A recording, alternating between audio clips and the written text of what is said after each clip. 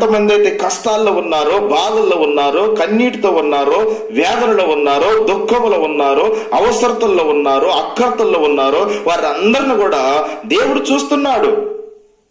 ఆయన మంచి వారిని చూస్తున్నాడు, చెడ్డవారిని చూస్తూ ఉన్నాడు. ప్రియులారా, గమనించాలి, పాపాలు చేస్తున్నటువంటి వారిని కూడా దేవుడు చూశాడు. దావీదు పాపం చేస్తున్నప్పుడు, పాపపు ఆలోచనలు వచ్చినప్పుడు దేవుడు చూశాడు. సంసోను కూడా పాపం చేస్తున్నప్పుడు, పాపపు ఆలోచనలు వచ్చినప్పుడు దేవుడు చూశాడు. గెహజీ కూడా పాపం చేస్తున్నప్పుడు, పాపపు ఆలోచనలు వచ్చినప్పుడు దేవుడు చూశాడు. హాకాను కూడా పాపపు ఆలోచనలు వచ్చినప్పుడు, పాపం చేస్తున్నప్పుడు చూశాడు. సౌలు కూడా పాపం ఆలోచనలు వచ్చినప్పుడు, పాపం చేస్తున్నప్పుడు దేవుడు చూశాడు.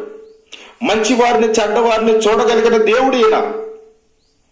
ఇస్కరియోతు యూదా కూడా చేస్తున్నటువంటి అరాచకాన్ని బట్టి, పాపాన్ని బట్టి దేవుడు చూశాడు.